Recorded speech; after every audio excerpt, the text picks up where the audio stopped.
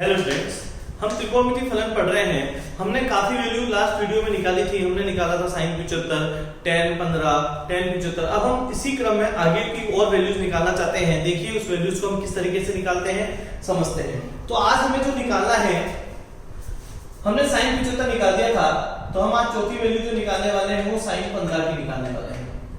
ठीक है, sin 15 की वैल्यू कितनी होती है उस चीज के लिए हम समझते हैं। तो क्यों ना मैं इसे लिख सकता हूं sin 45 माइनस 30 लिख सकता हूं इसे।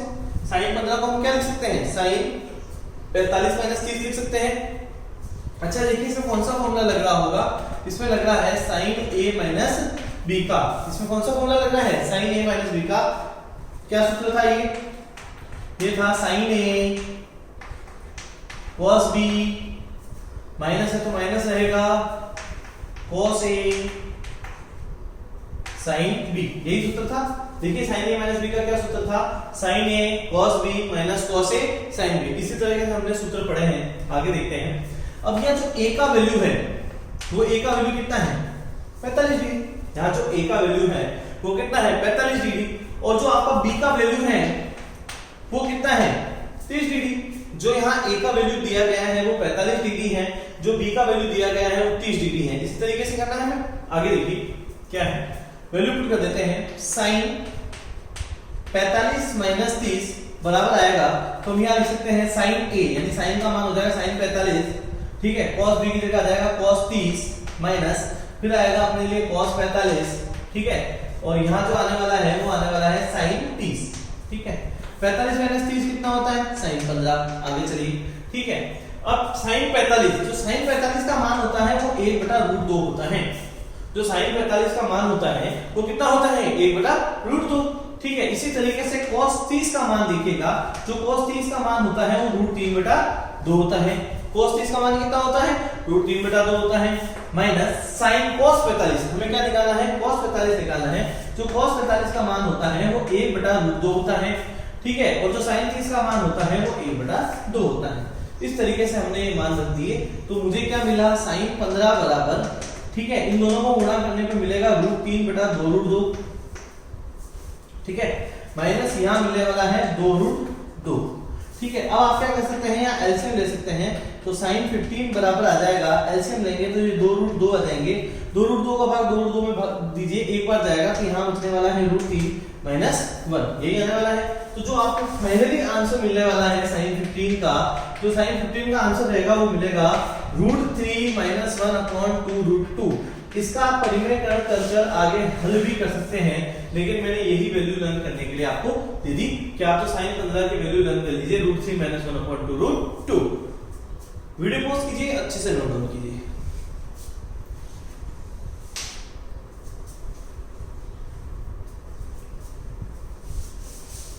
इसी क्रम में अब हम आगे बात करते हैं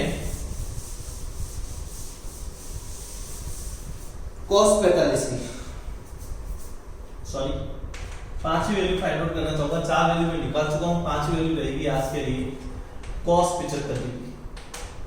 कौन सी वैल्यू रहने वाली है, cos 75। इसी तरीके से हम क्या निकालेंगे, आपको आइडिया हो गया होगा कि एक बार सर ने sin 75 निकाला, फिर sin 15 निकाला, फिर tan 75 निकाला, tan 15 निकाला। तो अब क्या निकालेंगे, cos 75 और cos 15। इस तरीके से हम 6 वैल्यू फाइंड आउट करना चाहते हैं। हमारे बुक में 2 ही दे रखी है, जो 4 कराई है उन्हें एक्स्ट्रा कराई है आपके नॉलेज के लिए, जिससे आपको पता चले कि अगर एग्जाम में ये नहीं हो गया जाए तो आप किस तरीके से करेंगे, ठीक है। आगे देखिएगा cos 75, cos को लिखिएगा, cos 75 रहेगा आपके लिए 45 प्लस 30 के बराबर। cos 75 किसके बराबर है, cos 45 प्लस 30 के। अच्छा कौन सा फॉर्मूला लग रहा है, फॉर्मूला लग रहा है cos a प्लस b का। क्या फॉर्मूला होता है ये फॉर्मूला होता है cos a cos b plus है तो क्या आएगा, माइनस, यहाँ आएगा sin a sin b। अच्छा a की जगह क्या वैल्यू पुट की गई है, 45, b की जगह क्या पुट करनी है, 30। a की जगह वैल्यू पुट करनी है मुझे 45, b की जगह जो वैल्यू पुट करनी है वो 30 करनी है। तो क्या लिख देंगे, cos 45 प्लस 30, ठीक है। तो यहाँ जो वैल्यू आने वाली है वो आने वाली है cos 45, यहाँ आने वाली है cos 30, ठीक है। देखिएगा यहाँ आने वाला है cos 45, यहाँ आने वाला है cos 30, माइनस यहाँ रहेगा sin 45 और यहाँ रहेगा sin 30। तो ये तो हो जाएगा cos 75, ठीक है। cos 45 की वैल्यू जो होती है वो कितनी होती है 1/√2। cos 45 की जो वैल्यू होती है वो कितनी है 1/√2। अच्छा cos 30 की वैल्यू कितनी होती है, cos 30 की वैल्यू होती है √3/2 माइनस sin 45 की वैल्यू कितनी होती है, sin 45 की वैल्यू होती है 1/√2। sin 30 की वैल्यू कितनी होती है, sin 30 की वैल्यू होती है 1/2। तो ये आएगा cos 75 बराबर √3/2√2 माइनस 1/2√2, ठीक है। जो cos 75 रहने वाला है इसमें कर दीजिएगा 2√2, ठीक है। 2√2 का भाग 2√2 पे देंगे कितनी बार जाएगा, एक बार। तो यहाँ बचने वाला है √3 माइनस यहाँ आ जाएगा 1। तो फाइनली जो आपको cos 75 मिलने वाला है, ठीक है, जो cos 75 मिलने वाला है वो मिलने वाला है √3 माइनस 1/2√2। अच्छा आपने क्या नोटिस किया, ये किसकी वैल्यू है? अगर आप अगर ऑब्जर्व कर रहे हैं तो आपको पता चलेगा कि ये sin 15 की वैल्यू है जो cos 75 के बराबर होती है। आप एक थोड़ा सा अगर निष्कर्ष निकालें तो इस तरीके से निकाल सकते हैं कि cos 75 का जो मान होता है वो sin 15 के बराबर होता है। वीडियो पॉज कीजिए, नोट डाउन कीजिए।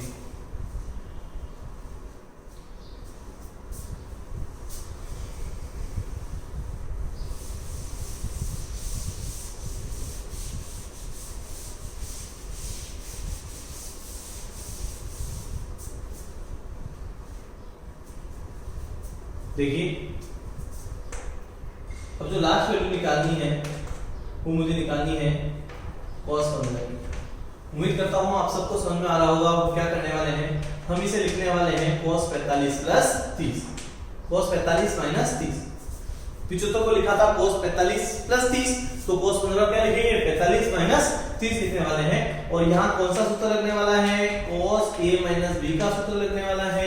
cos a माइनस b का क्या था सूत्र, ये था cos a cos b minus, तो यहाँ क्या आएगा प्लस, फिर यहाँ रहेगा sin a sin b, ठीक है। अच्छा a की वैल्यू कितनी रखनी है, a की वैल्यू रखनी है 45। अच्छा b की वैल्यू कितनी रखनी है, b की वैल्यू रखनी है 30। तो यहाँ आएगा cos 45 माइनस 30, ठीक है। तो यहाँ जो वैल्यू आने वाली है वो आने वाली है cos 45, यहाँ आएगा cos 30 प्लस यहाँ आने वाला है sin 45 और यहाँ आने वाला है sin 30। इसी तरीके से रहेगा। देखिए तो यहाँ जो वैल्यू रहेगी वो cos 15 डिग्री रहने वाली है, ठीक है। 45 माइनस 30 कितना होता है 15 होता है। अब जो cos 45 की वैल्यू रहेगी वो 1/√2 रहेगी, cos 30 की वैल्यू रहेगी वो √3/2 रहने वाली है, राइट है, ठीक है। प्लस sin जो 45 है, sin 45 की वैल्यू होती है 1/√2। sin 45 की वैल्यू कितनी होगी 1/√2 होने वाली है। और जो sin 30 है वो sin 30 की वैल्यू हो जाएगी 1/2, ठीक है। sin 30 की जो वैल्यू होगी वो 1/2 होगी। तो यहां से मिलेगा cos 15 बराबर, इसको गुणा करने पर आपको प्राप्त हो गया 3/√2, ठीक है। और इसको सॉल्व करने पर आपको मिलेगा 1/2√2, ये मिलने वाला। अब आप इसका एलसीएम ले सकते हैं। जैसे आप इसका एलसीएम लेते हैं तो cos 15 डिग्री बराबर आ जाएगा 2√2। आप जैसे कॉमन लेंगे, देखिए इसका कॉमन लेने का मतलब यहाँ एलसीएम लेने से था, क्योंकि आप कॉमन भी ले सकते हैं, ऐसी कोई बात नहीं है, क्योंकि इनके हर बराबर हैं, ठीक है। तो इनका एलसीएम लेने पर हमें मिलेगा √3 + 1। तो फाइनली जो मुझे आंसर मिलने वाला है वो मिलने वाला है cos 15 बराबर, cos 15 डिग्री बराबर ये मिलने वाला है √3 + 1/2√2। फाइनली जो मुझे आंसर मिलने वाला है cos 15, cos 15 की जो वैल्यू होती है वो √3 + 1/2√2 होती है। अगर आप थोड़ा सा इसे मिलाना चाहे, इसे फॉर्मुलेट करना चाहे तो आपको पता चलेगा जो sin 75 की वैल्यू है वही cos 15 की वैल्यू होती है। देखिए जैसे हम कहते थे जो sin 30 की वैल्यू है, ठीक है, वो cos 60 की वैल्यू होती है। जो sin 45 की है वो cos 45 की है, जो sin 60 की है वो cos 30 की है। उसी प्रकार हम कह सकते हैं cos 15 sin 75 के बराबर होता है, जबकि cos 75 sin 15 के बराबर होता है। ये हम इन चीजों से निष्कर्ष निकालते हैं। वीडियो पॉज कीजिए, नोट डाउन कीजिए।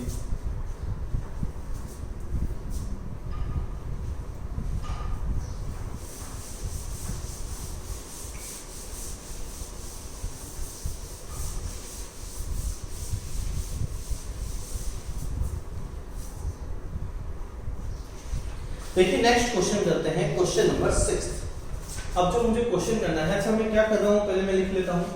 मैं कर रहा हूँ प्रश्नावली, ठीक है, मुझे 3.3 करनी है और इसका जो क्वेश्चन नंबर करना है वो क्वेश्चन नंबर 6 करना है। क्या क्वेश्चन है? क्वेश्चन में लिखा गया है cos π/4 - x, फिर लिखा गया है cos π/4 - y, फिर लिखा गया है माइनस, यहां आने वाला है sin π/4 - x, यहां है sin π/4 - y, जो फाइनली आंसर आएगा उसे लिखना है sin x + y, ठीक है। मुझे ये सिद्ध करना है कि cos π/4 - x cos π/4 - y minus sin π/4 - x sin π/4 - y बराबर होता है sin x + y के। सबसे पहला कार्य मैं LHS ले लेता हूं, ठीक है। मैंने LHS ले ली, मैंने LHS लेते ही मेरे को पता चला यहां आएगा cos π/4 - x, ये आने वाला है cos π/4 - y माइनस, यहां आने वाला है sin π/4 - x, यह आने वाला है sin π/4 - y, ठीक है। इसको मैंने a लेट कर लिया, क्या मान लिया? a। तो इसे मैंने क्या मान लिया? b। इसको अगर a माना है तो ये भी कितना आएगा? a। तो ये भी कितना है? b। अच्छा ये लिखा हुआ क्या है? ये लिखा हुआ है cos a cos b minus sin a sin b, जो फॉर्मूला होता है cos a प्लस b का, ठीक है। cos a cos b minus sin a sin b, जो कि फॉर्मूला किसका होता है? cos a प्लस b का। तो मैंने ये फॉर्मूला लगा दिया। इस फॉर्मूले को लगाने में मुझे पता चला cos a की जो वैल्यू है वो π/4 - x है, प्लस जो b की वैल्यू है वो π/4 - y है, ठीक है। cos π/4 - x आएगा प्लस π/4 - y आएगा। ये आपने वैल्यू यहां पुट कर दी, यहां बता दी कि ये चीज आनी चाहिए, ठीक है। अब आपको क्या करना है आगे देखिएगा, cos π/4 प्लस π/4 की वैल्यू होती है 45, यानी 45 प्लस 45 जो होते हैं वो 90 होते हैं। 90 को हम लिखते हैं π/2 माइनस x आया और माइनस का कितना आया? y। उसको यहां हल किया जा रहा है, देखिएगा, ठीक है। तो cos π/2 तो था, यहां माइनस कॉमन ले लेते हैं तो x + y आ जाता है। अब आप 10th पढ़ के आए हैं, आपने 10th में बहुत अच्छे से पढ़ा होगा cos 90 - थीटा किसके बराबर होता है? cos 90 - थीटा cos π/2 - थीटा जो होता है वो sin थीटा के बराबर होता है, और थीटा की वैल्यू यहाँ x + y है। तो हम कह सकते हैं LHS बराबर होता है RHS के, हेंस प्रूव। देखिए बेहद ही आसान क्वेश्चन है, आप बहुत ही आसानी से इसे कर सकते हैं और समझ सकते हैं। बस आपको देखना है कि आपने क्या किया है, किस तरीके से किया है, समझिएगा। तो सबसे पहले हम इसे क्या लिख सकते हैं? a लिख सकते हैं, इसे b लिख सकते हैं। इसे मैंने अगर ये इसे a लिखा है, ये भी मेरे लिए क्या रहेगा? a, और ये क्या रहेगा? b। तो यहाँ कौन सी सरलसमीका का प्रयोग किया गया है? यहाँ सरलसमीका का प्रयोग किया गया है cos a cos b minus sin a sin b, जो सूत्र होता है cos a प्लस b का। तो cos a की जगह मैंने लिख दिया π/4 - x और b की जगह रख दिया π/4 - y, ठीक है। 45 और 45 90 होते हैं, तो उसमें मैंने π/2 लिख दिया है, तो -x - y बच गया था, माइनस कॉमन ले लिया है तो ये x + y आ जाएगा। और हम 10th में पढ़ के आए हैं कि cos 90 - थीटा किसके बराबर होता है। तो आपने अगर पढ़ा है तो आपको पता होगा cos 90 - थीटा sin थीटा के बराबर होता है। तो यहाँ वैल्यू आ जाएगी sin x + y के। तो LHS बराबर आ चुका है RHS के, हेंस प्रूव इति सिद्धम। वीडियो पॉज कीजिए, अच्छे से नोट डाउन कीजिए, कोई भी प्रॉब्लम हो तो पूछ लीजिए।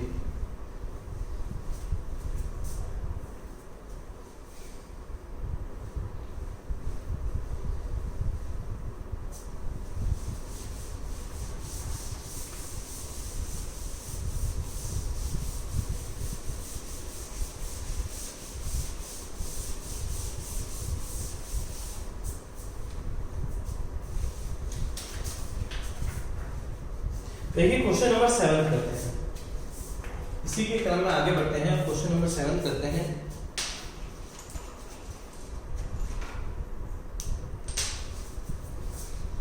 क्वेश्चन नंबर 7 पे लिखा गया है 10 π/4 plus x upon 10 π/4 minus x equal to 1 plus 10x upon 1 minus 10x का होल स्क्वायर। ठीक है, ये मुझे करना है, मुझे लिखना है 1 plus 10x upon 1 minus 10x का होल स्क्वायर से सिद्ध करना है। तो मैंने सबसे पहला काम किया LHS ले लिया। हमने क्या ले लिया? LHS। हम LHS लेते हैं तो हमें पता चलता है हमारे पास लिखा है 10 π/4 plus x upon 10 π/4 minus x। अब हम क्या कर सकते हैं? हम दो सूत्रों का प्रयोग कर सकते हैं। पहले सूत्र लगाते हैं 10a प्लस b का। पहले सूत्र किसका लगाएंगे? 10a प्लस b का सूत्र लगाएंगे। तो 10a प्लस b के सूत्र के अकॉर्डिंग यहाँ आएगा 10 π/4 प्लस यहाँ आएगा 10x, यानी 10a plus 10b upon 1 minus 10a। 10a की वैल्यू कितनी है? 10/4 और यहाँ आ जाएगी 10x। 10a plus 10b upon 1 minus 10a 10b। ये आने वाला है। नीचे देखिएगा, नीचे रहेगा 10 π/4 माइनस 10x अपॉन 1 प्लस 10 π/4 और 10x। ये आने वाला है।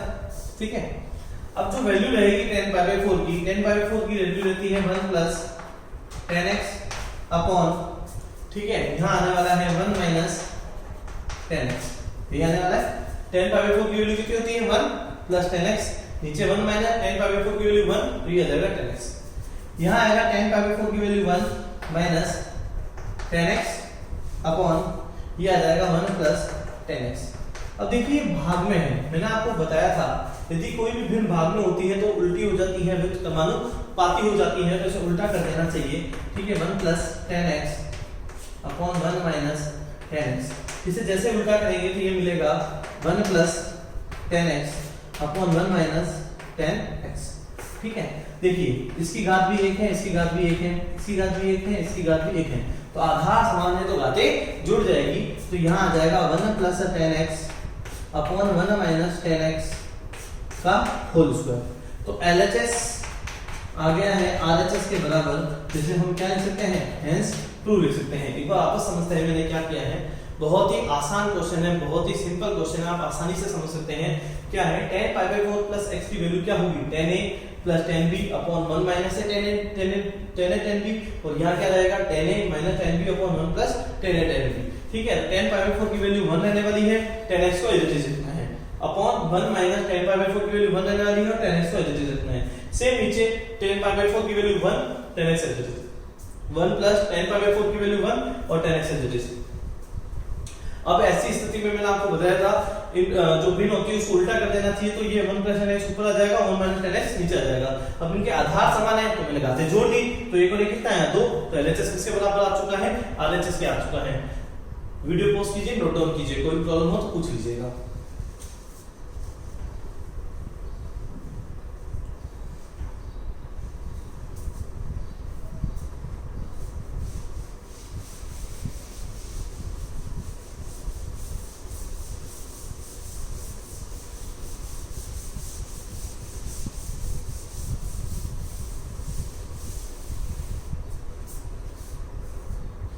देखिए 3.3 के लगभग आपके जो क्वेश्चंस कंप्लीट हो चुके हैं, मैं आपको बता दूं आपके 7 क्वेश्चन कंप्लीट हो चुके हैं। टोटल इसमें 25 क्वेश्चंस हैं, आपने 7 क्वेश्चन इसके कंप्लीट कर लिए हैं। आपका ये एक्सरसाइज अब लगभग समाप्ति की ओर बढ़ रहा है। उम्मीद करता हूँ सारे बच्चे पढ़ रहे होंगे। मैं आपको हमेशा हर वीडियो में एक चीज़ की एडवाइस देता हूँ, आप 11 तो पढ़ रहे हैं लेकिन आपको 10th के ऊपर भी फोकस करके चलना है।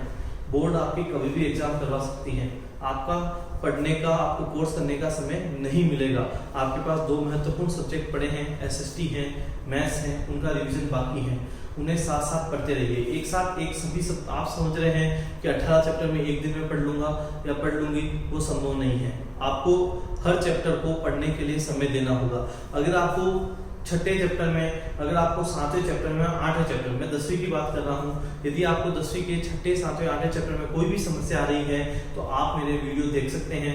मैंने वहाँ पे आपको छठे चैप्टर के सॉल्यूशन दिए हैं, आपको 7वें चैप्टर के सॉल्यूशन दिए हैं और आपको 8वें चैप्टर के जो सॉल्यूशन है वो भी मिल रहे हैं।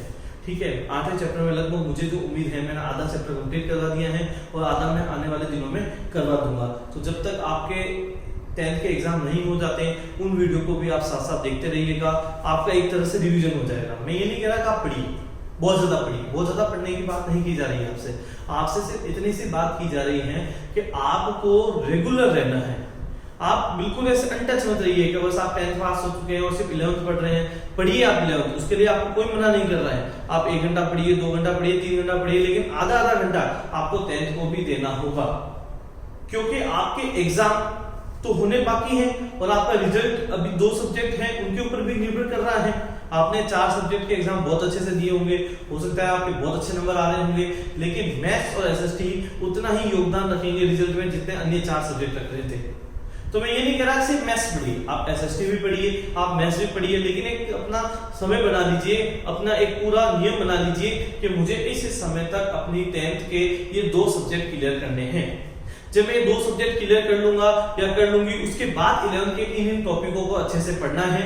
हम 11th में बहुत धीरे, बहुत आसानी से, बहुत धीरे धीरे समझा रहे हैं। मैं भी नहीं भागना चाहता एकदम से, क्योंकि अभी मैं चाहता हूं पहले आप 10th के ऊपर अच्छे से फोकस कीजिए। जब आप 10th में अच्छे से फोकस कर लेंगे तो हम 11th के जो ये टॉपिक है इन्हें बहुत अच्छे से पढ़ लेंगे, बहुत अच्छे से समझ लेंगे। उसके लिए हमारे पास पर्याप्त समय हमें मिलेगा। लेकिन 10th के जो टॉपिक है, 18 या 19 जो चैप्टर है, उन्हें पढ़ने का समय हमें नहीं मिलेगा। यदि हम 10 मई को टारगेट करके चलें तो अब आपके पास मुश्किल से 10 से 11 दिन बाकी हैं। तो आपको इन 11 दिनों के अंदर अच्छे से इन सारे चैप्टरों को पढ़ना होगा। यदि आप एवरेज निकालें तो कम से कम 1 या 1 से अधिक चैप्टर आपको एक दिन में पढ़ने होंगे, तब कहीं जाके आपका पूरा सिलेबस कंप्लीट होगा। तो उस चीज को समझिए और अच्छे से इनको पढ़ते रहिए। मेरा यही कहना है, पढ़ते रहें, आगे बढ़ते रहें। धन्यवाद।